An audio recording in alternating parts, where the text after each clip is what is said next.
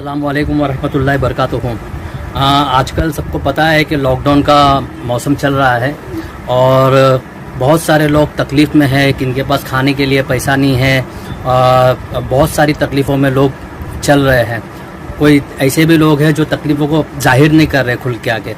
और ऐसे वक्त में जब पता चलता है कि स्कूल वाले फ़ीस मांग रहे हैं तो उनके दिलों में और दिमाग में क्या चल रहा होगा, क्या नहीं चल रहा होगा, या ये पूछते हैं कि आप क्या बोलते हो इसके बारे में। जो फीस ले रहे हैं स्कूल वाले, तो उसके बारे में आप क्या बोलोगे?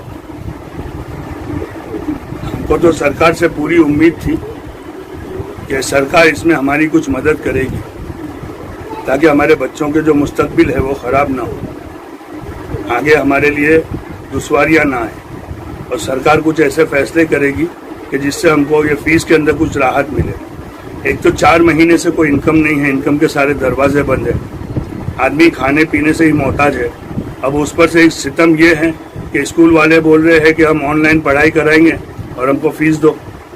तो इंसान अब खाने का पैसा लाए या अपने बच्चों को पढ़ाने का पैसा लाए, और पढ़ाई भी कौन सी है? ऑनलाइन पढ़ाई।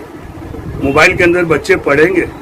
सबसे पहला तो सवाल मेरा ये है कि बच्चे के हाथ में अगर हम मोबाइल देकर उनको बेडरूम में बिठा देते हैं कि बेटा पढ़, तो क्या वो बच्चा पढ़ेगा मोबाइल के अंदर? क्या बच्चा मोबाइल के अंदर दूसरी चीज़ों के अंदर नहीं जाएगा? क्या मोबाइल चलाना बच्चों को नहीं आता? बच्चों को सब कुछ आता है। अब उसमें मोबाइल के अंदर पढ़ाई कराने का जो सवाल है, ये तो बड़ा ही खतरनाक है कि मोबाइल के अंदर बच्चे पढ़ेंगे। कभी नहीं पढ़ सकते बच्चे मोबाइल लेकर तो कोई दूसरी अगर, हाँ कुछ होंगे बच्चे ऐसे जो 10-20 बच्चे 100 के अंदर जो पढ़ेंगे, वाकई में पढ़ेंगे, मोबाइल के अंदर भी पढ़ेंगे जिन्हें शौक। लेकिन 80 बच्चे तो मोबाइल के अंदर पढ़ेंगे नहीं, बल्कि मोबाइल में गेम वगैरह ये खेलेंगे।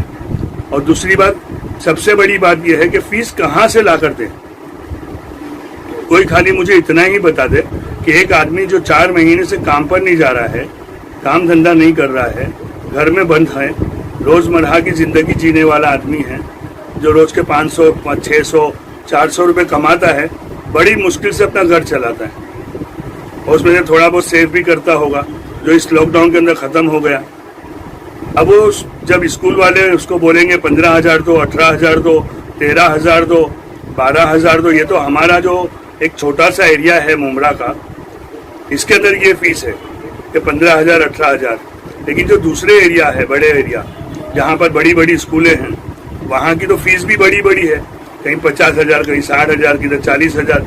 तो ये पैसा गरीब आदमी लाएगा कहाँ से? अगर इसमें सरकार हमारी मदद करती है और सरकार इसके अंदर हमको कुछ रियायत देती है या गरीब आदमियों के लिए ये फैसला सुनाती है कि भाई गरीब आदमी से फीस ना ली जाए, स्कूल वालों को ये आदेश दिया जाए कि गरीब इंसान है उससे पैसा ना लो, और इसके अंदर सरकार हमारी मदद करे, ताउन करे, तो कुछ बात भी हमको समझ में आए कि नहीं हमारी सरकार हमारे साथ कोऑपरेट करती है। हमारी तंगदस्ती में, हमारी गरीबी गुर्बत में सरकार ने हमारे साना बसाना चली है, तो हमें बड़ी खुशी होगी, मसरत होगी। अब सरकार ने ना तो इलेक्ट्रिक का बिल माफ़ कराया, आज इलेक्ट्रिक के बिल आगे पड़े हैं, किसी के पास 15,000 का है, किसी के पास 12,000 का है, किसी के पास 13,000 का है। अब अगर वो पैसा नहीं भरेंगे तो लाइट वाला मीटर ले जाएगा, एक वो दुख है। तो ये पैसा इंसान लाएगा कहाँ से? ना सरकार लाइट का पैसा माफ़ करा रही है, उसके अंदर से कुछ कंजेक्शन दे रही है, ना स्कूल की फीस माफ हो रही है, और ना स्कूल के अंदर कोई कंजेक्शन मिल रहा है। अच्छा, स्कूल वाले का ये बोलना है कि उनको भी तो पगार देना है ना, टीचरों को, पियून को, जो भी है, उन लोग की भी तो मजबूरी है। अभी क्या करेंगे इसमें? यह हालत है भाई, जो इन्होंने 20 साल, 12 साल से, 25 साल से स्कूल चला रहे हैं और जो इन्होंने पैसा कमाया है, लाखों करोड़ों रुपया कमाए हैं और पब्लिक से ही कमाया है, तो अपने उन जमा पैसों में से दें, क्योंकि उनके पास तो पैसा है। करोड़ों रुपया पड़ा होगा उनके पास, लाखों रुपया पड़ा होगा उनके पास। क्यों? कि वो आज से तो स्कूल नहीं चला रहे, 2-4 साल से तो स्कूल उन्होंने नहीं खोली। उन्होंने स्कूल खोली है, कोई 25 साल से चल रही है, कोई 20 साल से चल रही है, कोई 15 साल से चल रही है। अब स्कूल के अंदर जो बच्चे पढ़ने वाले हैं, उसके अंदर कई बच्चे 700 है, कहीं 1000 बच्चे पढ़ रहे, कहीं 1200 बच्चे पढ़ रहे। तो इसकी जो महीने की इनकम है, जो इन्होंने जमा करके रखी है, वो उससे अपने अखराजात पूरे करें और उनको भर के पैसा दे जो टीचर वगैरह है, और उनको भी पूरी सैलरी कहाँ देंगे? और वैसे भी जो जिसके बच्चे स्कूल पढ़ रहे हैं उन लोग को भी सैलरी कहाँ मिल रही है ना? हाँ, जो हमारे बच्चे जो स्कूल जा रहे हैं नहीं जा रहे हैं और हम नहीं जा रहे हैं, हाँ। तो हमको भी सैलरी कौन दे रहा है? कोई सैलरी ना और गवर्नमेंट जो कोई मदद कर रही है। प्राइवेट कंपनियों में काम कर रही है लोग, और जो गवर्नमेंट खाते में भी है, तो उनको भी तो पगार कट के ही मिल रहा है। बराबर। किसी को 75% मिल रहा है, किसी को 50% मिल रहा है, किसी को 25% मिल रहा है। जो नहीं जा पा रहे, घरों में बैठे हैं, उनको 25% है। और जो जा आजकल रहे ऐसा हैं, भी सुनने में आ रहा है, जो मार्केट में जिनकी दुकानें भाड़े में चलती थी, वो दुकानें बंद करके उधर का घर हटाकर मुमरा आ रहे लोग, मजबूरी में माल बेच रहे हैं, यहाँ पे ऑनलाइन बेच रहे, दुकानें बंद कर दे रहे हैं, पैसा नहीं है उनके पास, दुकान का भाड़ा देने के लिए पैसा नहीं है। अब ऐसे लोग फीस कैसा देंगे स्कूल का, है ना? आज जो लोग भाड़े पे दुकानें चला रहे थे, हाँ। उन्होंने अपनी डिपॉजिटें में भाड़े कटवा दिए। हाँ। और कई दुकान मालिक भी ऐसे थे अल्हम्दुलिल्लाह, जिन्होंने किसी ने 2 महीने का भाड़ा माफ किया, किसी ने आधा पैसा लिया, किसी ने पूरा छोड़ दिया और उनकी डिपॉजिट उनको रिटर्न कर दी। लेकिन कामकाज से तो बेकार ही है, घर ही में बैठे हुए हैं। अब जब वो घर में बैठा है, भाड़े की दुकान, भाड़े का घर, उसमें वो बच्चे की फीस कहाँ से लाए, कहाँ से लाए? बराबर। और कहाँ से अपने बच्चे के मुस्तकबिल को बनाए।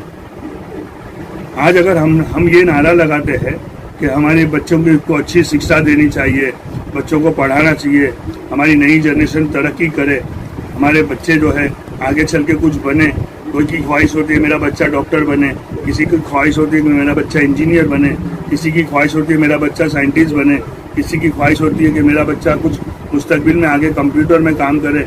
ये सारे जो चीज़ें सोचता है इंसान, और ये जो लम्हात चल रहे हैं और ये फीस का जो तकाजा है, ये कैसे पूरा करेगा आदमी? मैं सिर्फ सरकार से ये कहूँगा कि बड़ी मेहरबानी होगी आपकी अगर आप इन चीज़ों पर ध्यान दें। आप भले ही लॉकडाउन रखें, लॉकडाउन को बढ़ाएं, बीमारी से बचना भी ज़रूरी है, क्योंकि बीमारी से नहीं बचेंगे, बीमारी से मर जाएंगे, तो ये भी एक बड़ा नुकसान है। मैं ये नहीं कहूँगा कि ये लॉकडाउन को ख़त्म कर दो या लॉकडाउन हटा दो, बीमारी से बचना भी है, और हम पूरी इसके अंदर आपकी मदद भी करेंगे, सहायता भी करेंगे, लेकिन साथ में आप भी हमारी सहायता करें। फीस के मामले में, फीस के मामले में, इलेक्ट्रिक के मामले में, इलेक्ट्रिक के बिल के मामले में, जो राशन हमको मिल रहा है, जो चावल आ रहे हैं राशन के, कभी वो राशन के चावल भी देख लिया करो, चला चेक कर लिया करो। खुद अपने घर पे वो चावल कभी नहीं खाएंगे राशन के। वो चावल ऐसे है कि आदमी के हलक के नीचे ना उतरे, ऐसे चावल है वो, जाड़े जाड़े चावल कि आदमी खा नहीं सके, लेकिन मजबूरी में अब हम वो भी खा रहे। क्यों?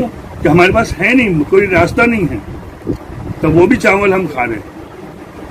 थोड़ा सा बड़ी रिक्वेस्ट है मेरी, बहुत ज्यादा मैं आपसे रिक्वेस्ट माँ बापों पे रहम करो जरा, जो गरीब माँ बापों पे रहम करो, जिनके पास पैसा नहीं है, वो फीस नहीं भर पाएंगे।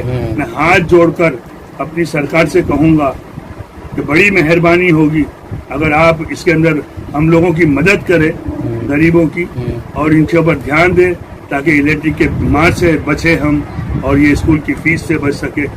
हम अनाज तो जो राशन में मिल रहा है हम वो खा रहे हैं और चला भी लेंगे उसको, उसमें कोई हमारे को शिकवा नहीं है, जैसा हमारी तकदीर में हम खा लेंगे।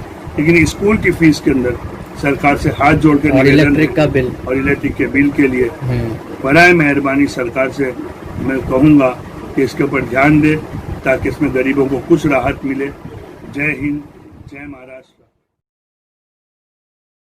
Please subscribe my channel NIF and press the bell icon for more updates.